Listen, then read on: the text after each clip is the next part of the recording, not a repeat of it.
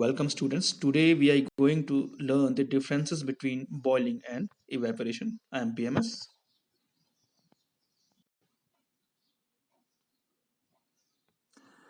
Boiling and evaporation. So in both the cases what happens, liquid gets converted into vapor phase. But slight difference is there. So what is that? Let us see. Boiling. So in boiling, liquid gets converted into vapor phase but at a fixed temperature. Liquid जो है vapour phase में convert होता है दोनों ही cases में, लेकिन boiling में ये फिक्स टेम्परेचर पे होता है। जैसे कि वाटर का अगर हम बात करें तो हम कहते हैं वाटर बॉयल होता है at 100 degree Celsius, water boil at 100 degree Celsius. लेकिन इवेपोरेशन जो है ये हो जाएगा किसी भी टेम्परेचर पे, it occurs at any temperature below boiling point. 100 degree के नीचे किसी भी टेम्परेचर पे हम इसे कह सकते हैं कि इवेपोरेशन हो गया। जैसे कि हमारे the wet cloth which gets dry in the sun, that process evaporation। तो अगर हमारे क्लोथ्स जो है धूप में सूख रहे हैं तो हम क्या कहते हैं, हम ये नहीं कहते कि हमारे कपड़े बॉयल हो गए। हम क्या कहेंगे, हम कहेंगे कि क्लोथ्स जो वाटर इवेपोरेट हो गया और क्लोथ्स तब जाके ड्राई होते हैं। तो इवेपोरेशन होता है at any temperature below boiling point और बॉइलिंग होता है एट अ फिक्स टेम्परेचर। दूसरा, boiling is a quick process, ये बहुत ही फास्ट प्रोसेस है। बॉइलिंग बहुत फास्ट प्रोसेस है, लेकिन इवेपोरेशन क्या स्लो प्रोसेस है, स्लोली स्लोली चलती है। Next, boiling. Boiling takes place throughout the liquid. अब देखो लिक्विड में क्या होता है, लिक्विड में दो फेज होते हैं। So liquid has two phases, here I am showing you. यहां पर आप देखें इवेपोरेशन में, अगर मैं दिखाऊं आपको,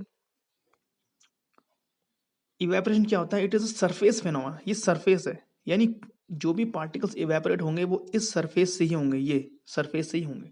लेकिन बॉइलिंग में क्या होता है, boiling is a bulk phenomena. दो चीजें होती हैं, एक तो ये सरफेस है और एक ही नीचे वाला एरिया जो है ये बल्क फेज है, बल्क फेज। तो B for boiling, B for bulk. Evaporation में जो पार्टिकल्स वेपर फेज में कन्वर्ट होंगे वो सारे होंगे इस सरफेस से, लेकिन बॉइलिंग में क्या होंगे, वो सरफेस से भी होंगे और वो बल्क फेज से भी होंगे। दूसरी चीज ये है कि बॉइलिंग में तो कई चीजें सेम है, B for boiling, B for bulk, B for bubbles. तो यानी बबल्स बनते हैं बॉइलिंग में और इवेपोरेशन में कोई बबल्स नहीं है।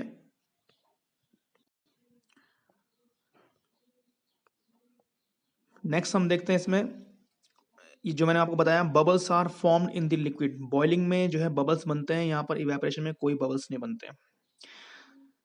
नेक्स्ट है टेम्परेचर रिमेन्स कांस्टेंट। जब बॉइलिंग होता है तो सारे पार्टिकल्स का टेम्परेचर सेम रहेगा, लेकिन इवेपोरेशन में क्या होता है, इट में चेंज इज देयर।